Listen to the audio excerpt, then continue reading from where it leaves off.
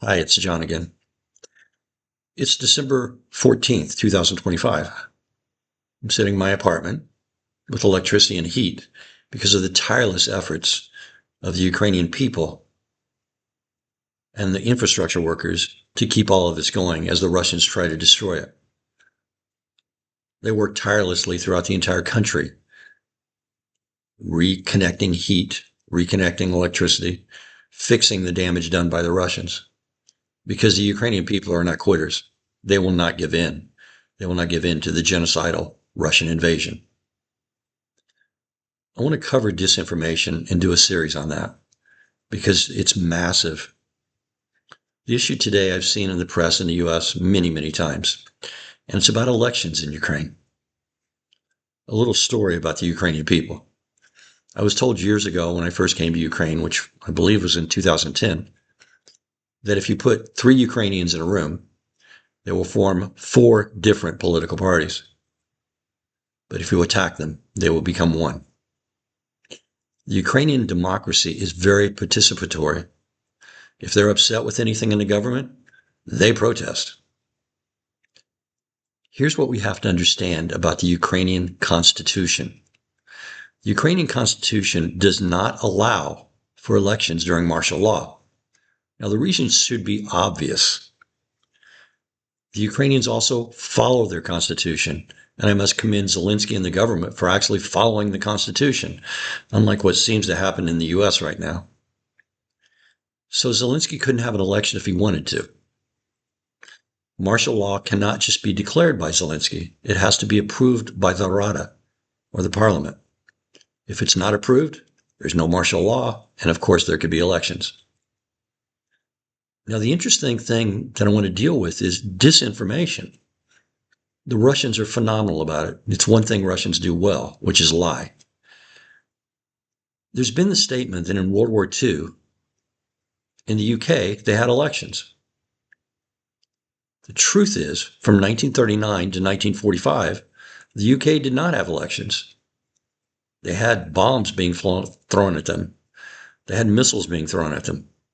It's tough to have elections at that point in time.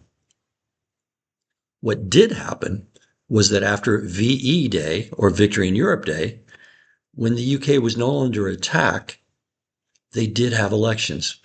And technically, that was before the end of World War II, because the Japanese had not surrendered in VJ Day yet. So you see how disinformation works. It's a partial truth, but not all of the facts. So let's get back to Ukraine every day. Here's what happens.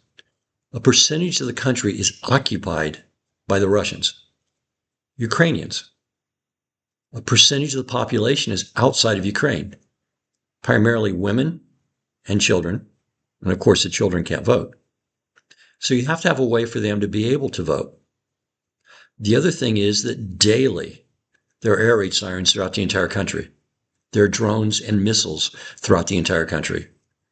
Of course, the ground fighting is horrendous.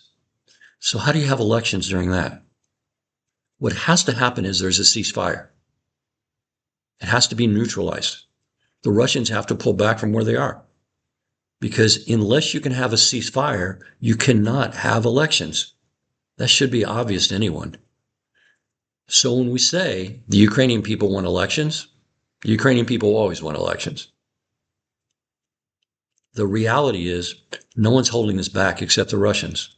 The Russians who will not give in, the Russians who threaten, bluff, because that's what Russians do, and then lie.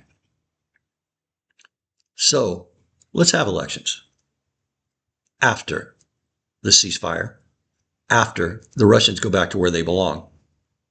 Then the Ukrainian people can make their decisions. Currently, they support Zelensky. No matter what you hear in the press, they support Zelensky because he is the leader of their country. And what is most important to the Ukrainians is Ukraine. Hopefully that explains some of this. And over succeeding days, I will talk a little bit more about the disinformation being thrown at people around the world about what really happens in Ukraine. But for right now, I'm going to a soccer match. Or, as my Ukrainian friends have convinced me, it's called football here. Well, the fourth match I've gone to in the last month or so. It's snowy, but that's what we do in Ukraine. Because what you learn to do is to live every life, every single day, live your life to the fullest. This is who Ukrainians are.